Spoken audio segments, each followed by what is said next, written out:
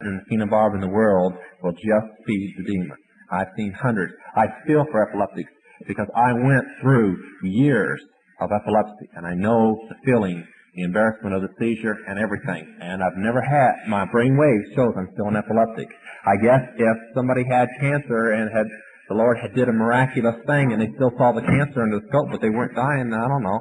But I have the brainwave test and the brain scans both show I'm still an epileptic, but I don't have a seizure and I don't take the medicine. I really feel that the injury that was done to me was physical, but the demon causes the convulsion. Okay? That's my own experience as an epileptic. Yes. I can only give you the names of the question. Okay. Who are the names of the other people on the Council 13? Okay. I can only give you the ones that were on it, plus the girl who replaced me. There has been much assassination. There is a war going on in the occult right now between the traditionalists and the modernists. It's funny, we just argue between traditionalists and modernists there. But the traditionalists and the modernists there, this is why I keep getting invitations to come back and join, because I was one of the traditionalist leaders, and they thought that I got out because the traditionalist was losing or something. They didn't start losing until I left. But this is why they want Forkin's son in. He is the leader of the traditionalists. But the leader of the Grand Council, as it stands about a week ago, is Gavin Frost. He's leader of the modernists, the evangelicals of the group, the ones who say everybody can be a witch. On it, the girl who took my place is Yvonne Collins, or Legina is her name. Now, many names I'll give you are witch names, okay? Because I don't know their real names. That's the law in witchcraft. If they don't choose to tell you, you can't ask. And even the council don't know the other council members' correct names from it. Jessie Bell, who lives in Florida, is named Lady Sheba. Sybil Leak, Dr. Raymond Buckland, who used to lead it. Lorca is still on the council. Louise Hubner from Los Angeles is on the council. Zorla from Chicago is on the council. I think the others that were on it at the time are off. Mrs. Morgan from New York and Lavina from France are still on the council. The others, I think, have either been killed or resigned or what, and others have been placed in their place. Yeah. The traditionalists believe... Go ahead. Sorry. I keep forgetting. Can you clarify the distinction between the traditional and the modernist? The traditionalist witch believes you must be a hereditary witch, okay? That means you must be born into a family just before, a hereditary line. The modernists want everybody, particularly the Christians, most of all, to be witches, okay? Question, can you tell us about UFOs? Now, and my sister's connection, there's a story that Jack Chick had told each person 3 years ago that I had told him. My sister, before my wife came around, used to be leader of the state of Ohio, the high priestess there, of the whole state. And her little pastime was calling up, supposedly filling the sky with UFOs and watching everybody's excitement. And some of the most outstanding sightings were in the early 70s in Ohio. And she used to laugh about it because she'd be standing in a circle out in the field somewhere calling up demons. And that's all they were angels of light playing games in the sky. Remember, a demon, get the little spooky picture. There are a fallen angel, an unclean spirit.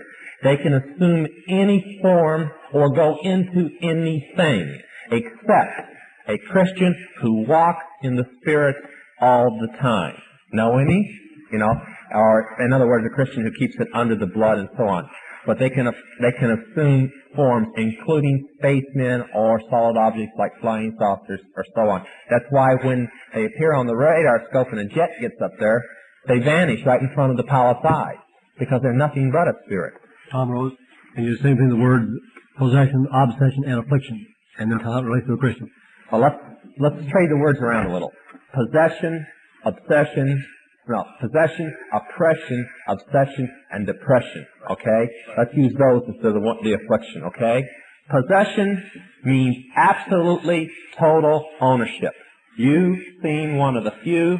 I've seen 4 or 5 cases in my whole life of possession, and the young lady that we prayed for at the end of the service was one of those that was possessed. That's how many in 5 years, and I have sat in or been part of close to 1,000 deliverances. You don't see very many cases of possession. Possession means that person doesn't breathe, eat, talk, say anything that the devil does not allow them to do that's inside of them.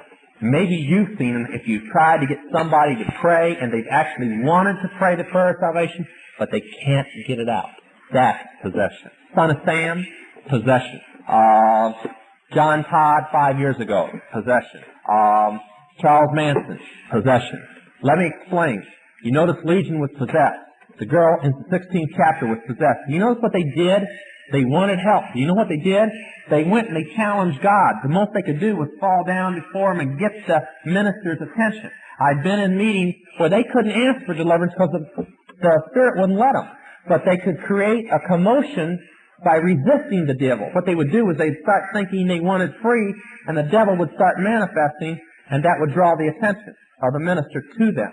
But most of the possessed people are possessed not so much because the demons are possessing them, but they're possessing the demons. I mean, most of the cases I meet that's demonic activity do not want to give up the spirit. Remember how much you fought to give up particular spirits in your life. You just did not want to give. She did not want to turn them loose because she liked them. That may seem unusual to you, but it goes on. Think of the man who likes chasing women. He doesn't want to give up the demon of lust because he doesn't want to give up chasing the women. Okay? Now, oppression, possession is impossible for a Christian. Don't let anybody ever tell you that a Christian is possessed. That's an absolute lie of the devil. The next step is oppression. That is where the Christian can come. Possession resides in the spirit or the heart of man. Oppression resides in the soul or the mind of man. Obsession resides in the flesh or the body of man. Okay? That would be the best way. Depression is outside. It's tormenting spirits from the outside. Unless it's a demon of depression, and then it's inside. But usually depression can be just you not depending enough upon the Lord, so you're allowing the devil to depress you. I'm very funny. I don't allow any in between. I'm not a fence straddler. It's either God or it's the devil. There isn't any in between. And that's the Lord's own words. You're either with him or you're against him. Okay? That's the definitions of them. Would you give some examples of how witchcraft and occultism are used in advertising? Yeah. The Inquirer. I get Pentecostals and Charismatics upset because I call Catherine Kuhlman a witch. They want proof. The Inquirer, anybody who an article is done on faith healing or supernatural power in the Inquirer must appear in person before the Council of the Grand Druid. How many know about Kuhlman's article several years ago in the Inquirer? You don't get in there without top approval from the board. All right? That settles it right there. As far as I'm concerned, I don't know how you feel. Next, you've got symbols, okay? Without going into a long sermon on symbols, witches and Masons identify their ownership of things to the others by their symbols. How many go in? Witches must do each 8 things to perfect themselves.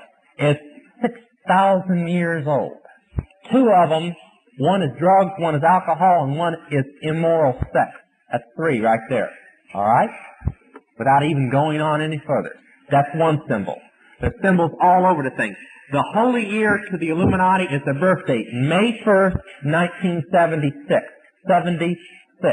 Anybody recognize that on a sign somewhere?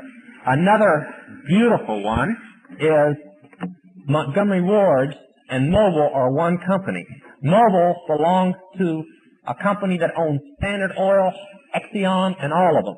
It's probably 40% of the money that comes to the Illuminati comes to that system of companies. So, naturally, those are going to be built up and protected more than others. And what can I tell you? I met a PR man recently who told me he is the public relations man for the new Star Wars sequel. He's a homosexual. He told me there's not one star that's a major star in the new movie that has not gone to bed with homosexuals in order to get the part. He also said the majority of them are being picked from the top occult soap opera in the country. Does anybody have an idea of what that soap opera is? Young and Restless. Reason? Brad, for those that watch it, is a Christian who counsels through astrology. And one of the new stars is Snapper, the doctor on the show that will be in Star Wars. And the guy told me that instead of 45% of the Star Wars thing being on the Force, 99%